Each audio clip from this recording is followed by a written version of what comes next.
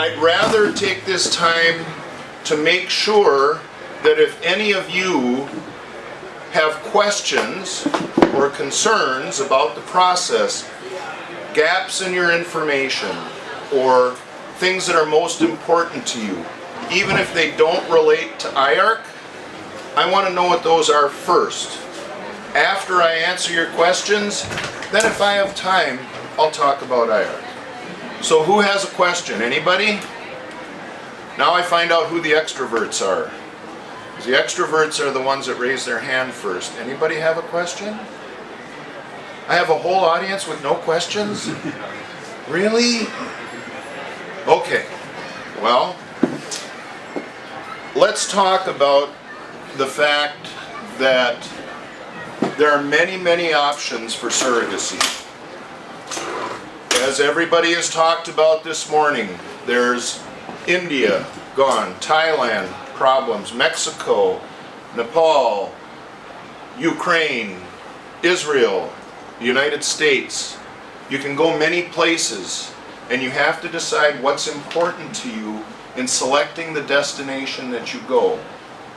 Some of the reasons that I have heard clients talk about as to why they went to the United States is that they feel that there is more control and stability in the medical field and in the surrogacy process.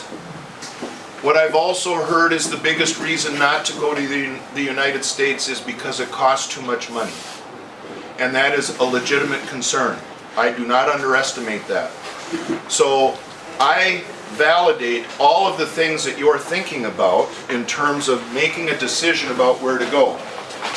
But before I go on, you just saw the lady in blue walk in. Hi guys. This is why I love what I do, because this is my daughter. I've spent 28 years with her, and I love her more every day. So she's going to be a lawyer in about 3 or 4 months, and she works in the agency with me.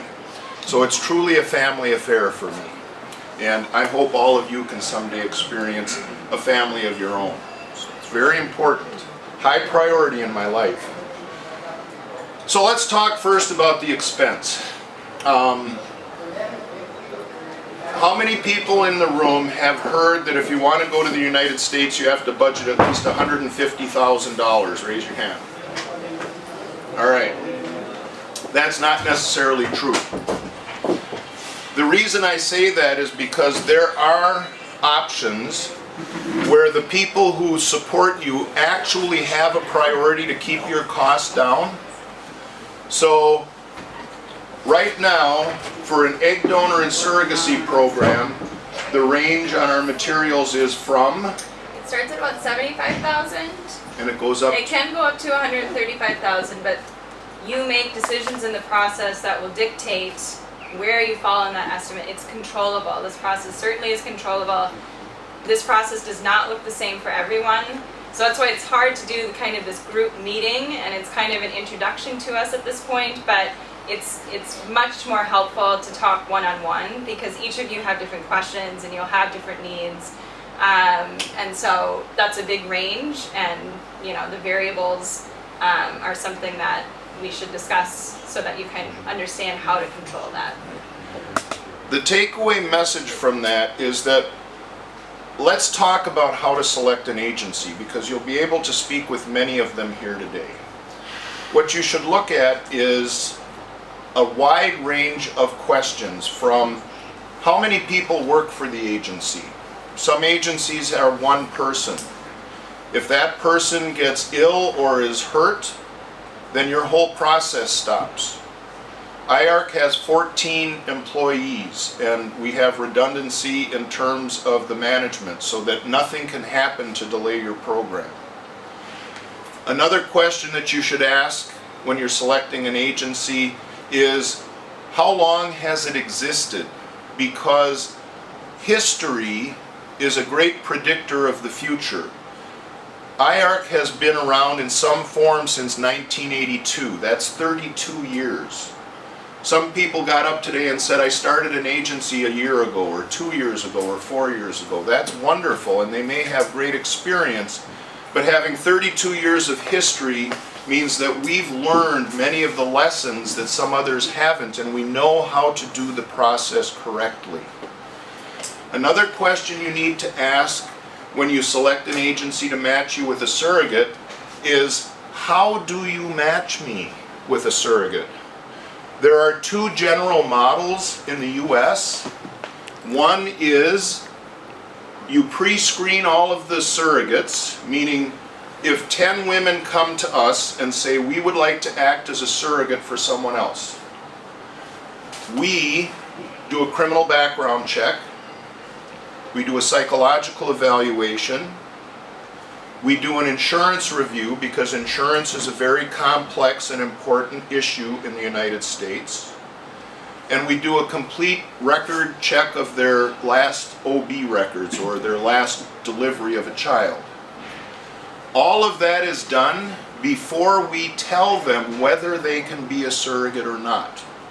And you, as an intended parent, will never see any woman who is not already screened and already approved to be part of the process. That takes time and it costs money.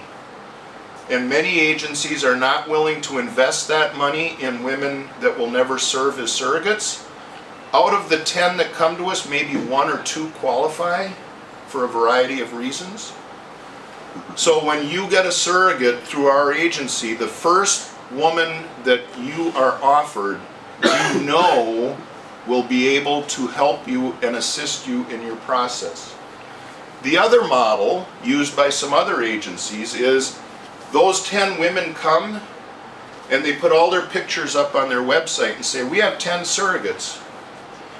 And when you select them, they haven't been screened. And you don't know whether or not they will be disqualified in the screening process. So you pay money to do the psychological evaluation and the criminal background check and all of those things. And if the woman doesn't qualify, you stop and they match you with a second surrogate. And you start all over and you pay again.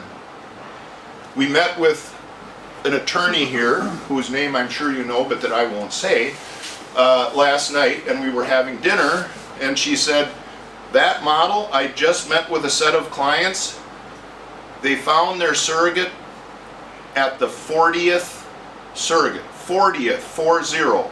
They went through 39 surrogates before they found one that worked. So when an agency says, we can match you immediately, but that's the kind of surrogate they have, you're still going to have a delay.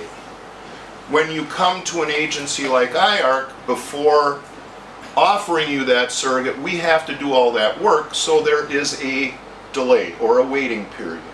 So one of the things you have to understand is that no matter what agency you work with, there are going to be several months at least that are going to pass before you know you have a surrogate. At some agencies it may be 3 to 5, at IARC it's 6 to 8. But that extra 3 or 4 months is not much of a difference to make sure that you have qualified surrogates. And what you avoid is the constant expectation and disappointment of going through disqualified candidates. So when you work with an agency, ask specific questions about whether they pre-screen their surrogates and how much pre-screening they do. I just read an agency agreement for a client that's working with another agency, because I also work as an attorney in the US, and that agency matches them with a surrogate without a psychological evaluation, and if the surrogate fails the psychological evaluation and you want to go elsewhere, they keep almost $2,000 of your money, even though they didn't match you with a good surrogate. So you have to be very, very careful. Another question that you want to ask when you're selecting agencies is whether the agency has a good understanding of the legal process. Because surrogacy is a blend. The doctor will say a successful surrogacy is giving you the live birth of a healthy child, correct?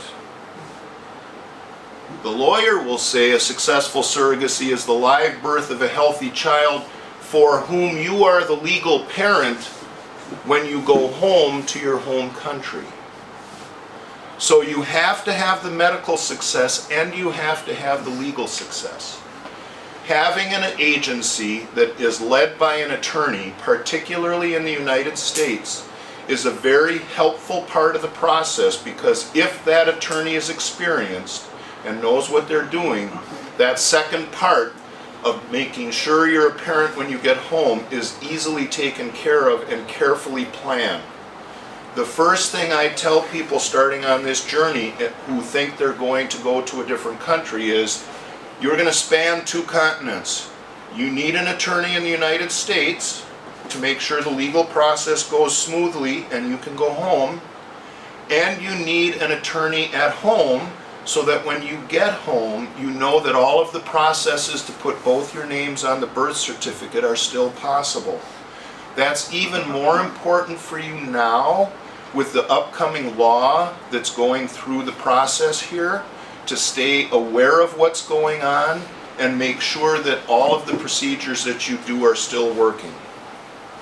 So, the cost, as Keely said, is a broad range. $75,000.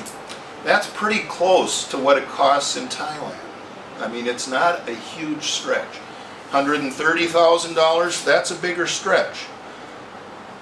The thing that is important to understand is that at our agency, you individually are in control of which end of the spectrum you go, because there are a number of decisions that affect that cost. How much your surrogate charges as a fee. I just looked at this agency agreement yesterday. Their surrogates get between $23,000 and $35,000.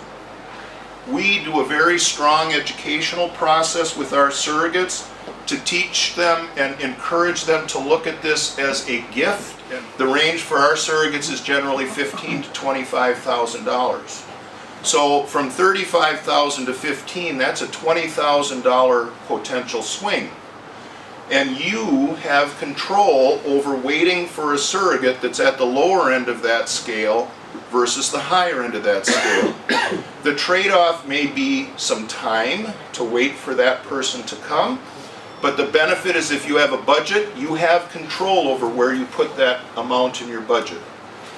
One of the second things, and probably the most important thing that affects the cost, is your selection of a medical clinic. Different clinics have different types of programs and combinations of services. There's one clinic that's represented here that has a guaranteed baby program, which means you get up to a certain amount, and if you don't have a baby, they keep working with you at a very nominal sum so that you can continue without running out of money and have a baby. I talked to another clinic. They said, we encourage single embryo transfers because it's healthier for the baby. And I said, but if they want 2 babies, then they have to pay for 2 surrogacies. And they said, yes, but we do all the frozen transfers at no charge. So if we do a fresh transfer and they get pregnant, they have a baby, we don't charge them for another retrieval because they have frozen embryos, and we don't charge for those transfers. So there are different clinic options that will affect how much your process costs. And there are many, many questions that you should be asking the clinics, and one of the strengths of IARC is sitting right there, because what this woman has done, it's hard to refer to your child as a woman, but yes, she is. So what this woman has done is she has done a comparison chart of the programs and cost options at almost a dozen clinics in the US. She knows whether the doctor is accessible and follows up with you personally. She knows what their success rates are for donor programs, which may vary from 60% to 80%. She knows what the egg donor programs or frozen egg banks are available. She knows what the cost options are. So you can take a clinic that may cost you $30,000 for a single attempt, or you can take a clinic that may charge you $45,000 for a much more comprehensive program. But the difference in that is up to you. So what we work very hard to do is put you in control of the decisions that control the cost of the program. And then we advocate with the doctors to encourage them to keep their costs as low as possible. I have telephone conversations with doctors, and Keely's heard some of these, where I literally say, I have a client that's tried 7 times, I need a free program. I need you to give me an IVF at no charge. And the doctor said, okay. You need an advocate, and one thing that I've heard Keely mention a number of times is, nobody in this process usually is looking out for your best interests economically. Usually the doctors aren't, usually the lawyers aren't, the psychologists aren't. What we as an agency have as our primary motivation is to take care of your budget. So you come to us, you say, look, this is what I can afford. This is what I know I can pay.